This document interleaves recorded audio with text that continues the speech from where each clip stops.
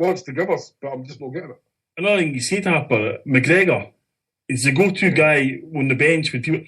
He has not kicked a ball since August.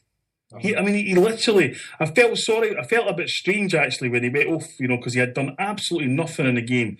Comes on, and then he gets substituted again, and it's never good to see that. But the guy had absolutely no impact on the game. All right, he hit the bar, whatever. He had no impact on the game whatsoever, and he slows it down. And I look at it, and you think what Ronnie Deila says his philosophy, and you can see, I don't think the players are good enough to do what Ronnie Deila wants them to do. I do also think that there is a build-up of a campaign against Ronnie Deila from certain aspects of the media who are just want to, have a whipping boy at Celtic. That's why I think Ronnie Deila has been saying umpteen times, it's the first Celtic manager in a long time I've heard when journalists have asked them, players in January, yes, absolutely. Normally you get, well, we'll see where we are, and if the budget's right and blah, blah, blah, and the price is right and all that bollocks, and then you get some wido at the last minute. I think Dylas clearly said straight away, look, this is what we need. Because I think everybody here and listening agrees we had an absolutely disastrous fucking transfer window the last time. And we cannot make that mistake again. Mm-hmm. But again, that's what I want to go on to now. I mean, January is literally, we're on the cusp of the next transfer window. Yeah. Obviously, we're going to clear a lot of deadwood out. I mean, your Brigette's, I think Commons is going to go. I think Lennon's has him pegged for Bolton. I mean, I don't know who else. There's a lot more here. Pookie, Kyle, Brigter. Yeah, exactly. But then again, Baldy for Johnson, Rodgick, Dylan McGeoch. Yep. There's a ton of them. Yeah, so but then again, that frees up a lot of wages, right? I mean, and obviously my hope is, I don't know Ronnie Deila, is that he's going to bring in the players that are versatile enough to fulfill his plan. To play the football he wants to play and make it exactly what he wants it to be. Because obviously, Ronnie Deila is he's quite a, I get the feeling he's very particular in what he wants, right? But I think he's working with ingredients that aren't going to quite cook for him at the minute, and he's just kind of patching holes, right? I get that feeling about the squad at the minute, and that's going to be frustrating for any manager. So in January, he's obviously going to bring in players that he thinks, that guy can do the job I want, that guy can do the job I want, that guy can do the job I want, whoever that may be. Hopefully, the money comes by letting these guys go, that he can then go and get these quality players that he needs. But then again, we don't know. We're still going to wait and see. Plus, because we have yet to see what Ronnie Deila does in the transfer window because he hasn't had the opportunity. Yeah, and I'd go back to what Paul mentioned about the media and certain aspects of it, and in particular ex-Celtic players who are pissing me off no end. It's like, I think Ronnie Deila gives a very good, open and frank interview. He doesn't really pull any punches and kind of says what he wants to say. He seems a guy that I like listening to. And as Harper even says, Harper's maybe disagreeing with the way things are going at the minute, but Harper buys into his philosophy, because if he delivers what he says he's going to deliver, we're all going to be happy. But there's certain aspects of the media, and as I say, your McAvennies, your Chris Sutton, your John Hartson, they cannot wait to put the boot into Celtic, and Ronnie Deila in particular. And I just find it a bit crass, and I just want our Celtic fans to sort of get behind them, close ranks and just get it right up the lot of them, because it pisses me off no end, and it makes me want Ronnie Deila to exceed a lot more than I maybe normally would, because guys like Strachan would treat the media with contempt. He wouldn't be interested, he would take the piss out of them. That gets Celtic fans back up for some reason, because they needed a stick to beat Strachan with. Yeah. So it was like, I don't like the way he talks to the media. But on one hand, they're saying, fuck the media, we don't care about them. And the next thing is Strachan should be a bit more respectful to these clowns. No, I think Strachan had the nail on the head. Yeah. Daila's maybe a bit wet behind the ears compared to them, but he speaks his mind. He doesn't care. He's his own man. He's got the players playing for him, and hopefully after this transfer window we can see it going from strength to strength. But as for your ex-Celtic players in any form in the media, I'm not interested. See, unless it's a Tom Boyd or a Tosh McKinley, they can go and, I don't know, they go and do whatever they want. Because Tom Boyd, I'll listen to. When Tom Boyd talks about Celtic, I'll listen, because he's got Celtic's best interest at heart. He's not looking for 30 quid off some gutter press. He's just there as a Celtic supporter. And he would be critical as well, I'm sure, but he would always do it in a positive sense. And I think that's just like, we want Celtic to succeed. I'm not really too sure these charlatans in the media really want Celtic to succeed that much. Well, they want Celtic to be a story, Jason. That's it. Aye. And they want it to be a story that they can sensationalise. But I actually don't think the media hype even affects Ronnie Deila. I don't think it even affects him at all. I think he's one of those people that just, it slides off him, water off a duck's back. I kind of agree. I mean, Well, it's not that. It doesn't affect me, though. Yeah, I know, but I mean, he's a football man, and you can tell that through and through. He's just interested in winning football games and playing good football and trying to get this right. And I think that concerns him. I think that absolutely he's immersed in that, and that's his life. You know what I mean? Like the media and all that shit. That can all. I mean, hell, mend him if they. I mean, whatever they say, I don't care.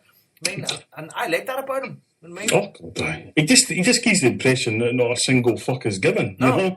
And I mean, to me, he's a bit like fucking Michael Corleone in The Godfather. He just sits there and nods, yeah, okay. And then fucking before you know it, all his enemies will just go bing, bing, bing. And then the trophies will be stacked up. I mean, I would give credence to people like McAvaney, Sutton, Hartson, if they actually gave credit when it was due. Yeah. They don't. They just fucking boots go in and all that. I mean, the fucking criticism Celtic got and Ronnie Deila got after we got beat off with Salzburg at home, which in effect was a meaningless fucking game, as it turned out to be. And it was like, oh my God, this is a fucking outrage and this shouldn't be doing this, you shouldn't be doing that. No taking into account the players we had missing, nothing like that. No taking into account. I mean, Chris Sutton 2 weeks ago said, disastrous European campaign. We played fucking Inter Milan in February, Yeah. I mean, it baffles me that the narration, the condition that these people do to form the narrative is just everything's a fucking disaster.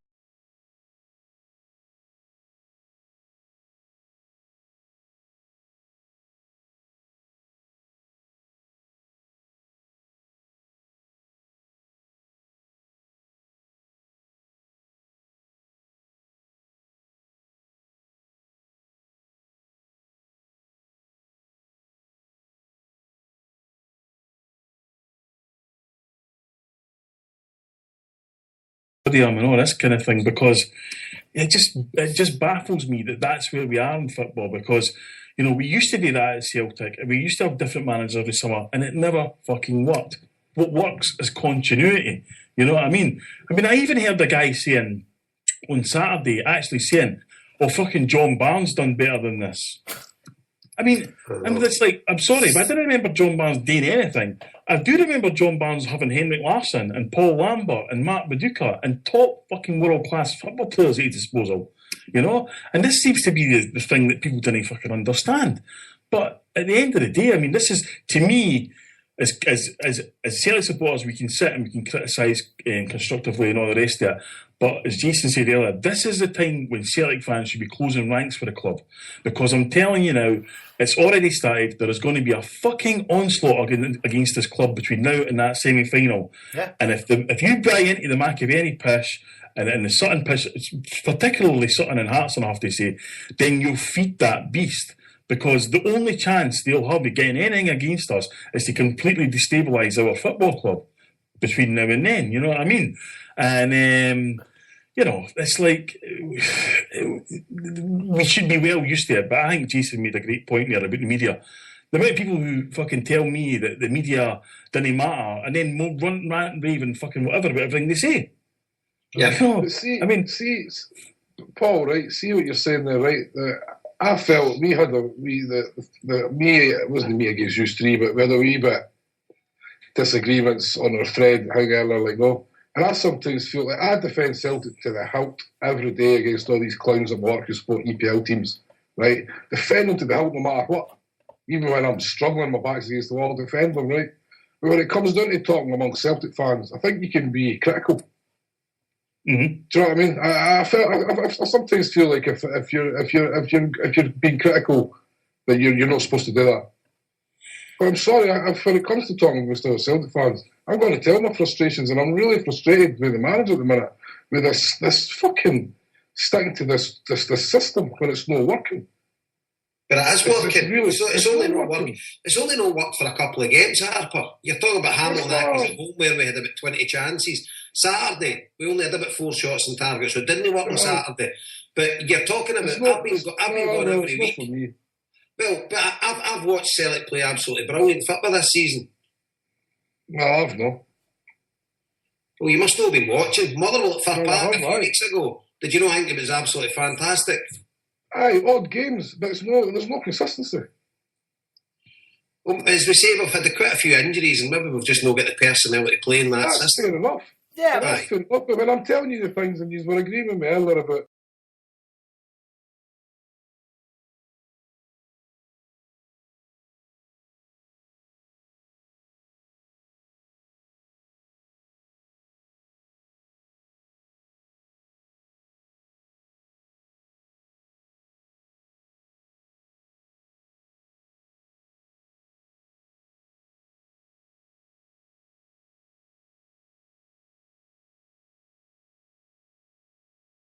if there was a guy sitting there, if there was a guy, even if we forget last night, even like a Scott McDonald in his prime, Christ, he'd have scored about 45 goals already this season.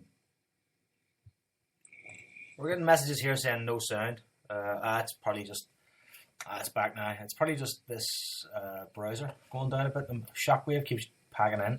I don't think the download is going to be affected though. Hopefully, sorry about that, folks. Technical problems.